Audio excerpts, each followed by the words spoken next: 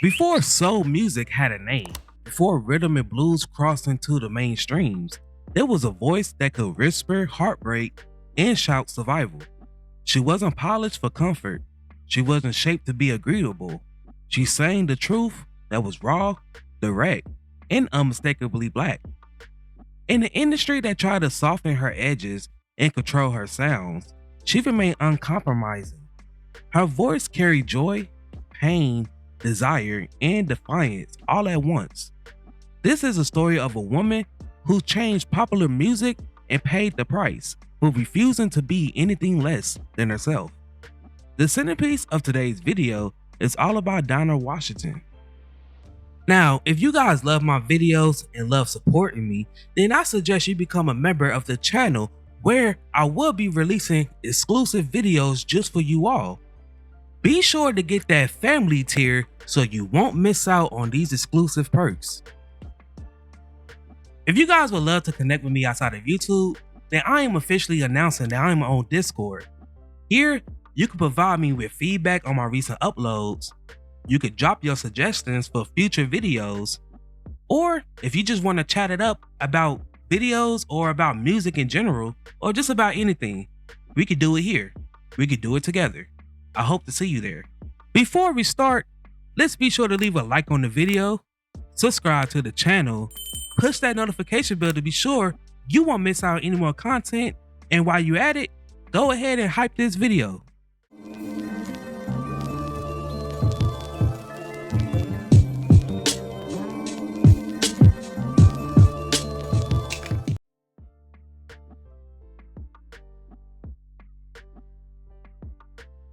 Dinah Washington was born Ruth Lee Jones in Tuscaloosa, Alabama on August 29, 1924. Like many black families of the era, her family migrated north in search for opportunities. Eventually, they settled in Chicago, Illinois. Music entered her life not through nightclubs, but through church. She sang gospel with power and conviction, observing the emotional intensity that would later define her secular recordings. Even as a teenager, her voice carried authority that was sharp, controlled, and emotionally precise. By her late teens, Jones had already begun performing professionally. Soon after, she would take on a new name, Dinah Washington, and step into a world that wasn't ready for her honesty.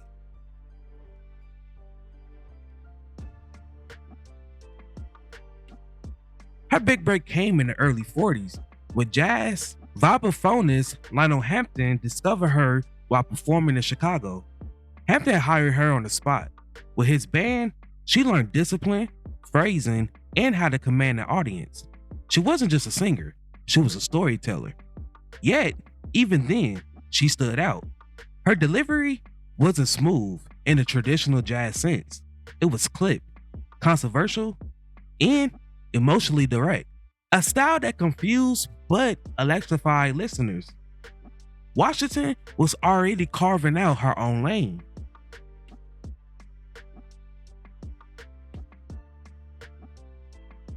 As her solo career took off, one problem followed her everywhere. The industry, they didn't know where to place her, as she sung jazz, blues, pop ballads, and rhythm and blues. On top of that, she excelled at it all. With hits like What a Difference a Day Makes, 24 little hours, This Bitter Earth,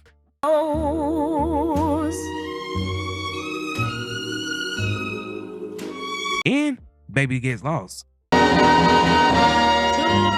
daddy, don't have me. Showcase her versatility, but also her refusal to be boxed in. She didn't belt unnecessarily. She didn't oversing. She told the truth, letting silence, phrasing, and the tone do the work.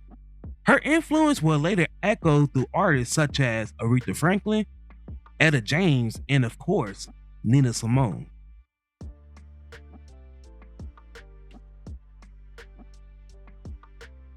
By the mid-50s, Washington crossed over into mainstream success.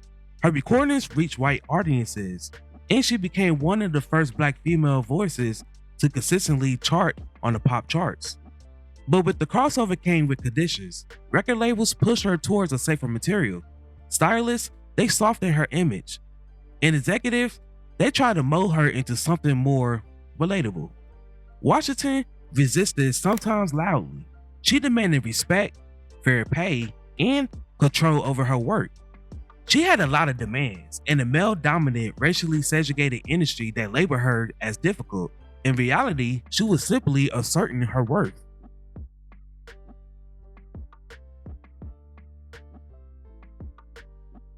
Washington's personal life was as intense as her music.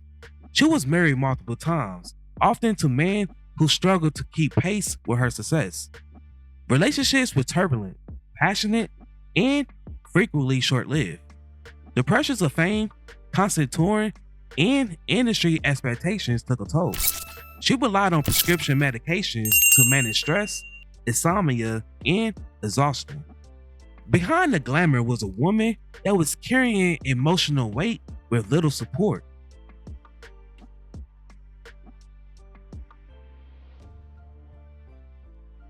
Sadly, on December 14, 1963, Washington was found unalive at the age of 39. The cause of her passing was an accidental overdose on prescription drugs. The news stunned the music world. In less than 2 decades, Washington had reshaped the vocal music industry, and yet her life ended before she could fully see her influence. Her passing reflects the larger truth about the era. Artists were celebrated, but they was rarely protected. In 1984, Washington was inducted into the Big Band and Jazz Hall of Fame. In 1993, she was inducted into the Rock and Roll Hall of Fame. And in 2020, she was inducted into the National Rhythm and Blues Hall of Fame.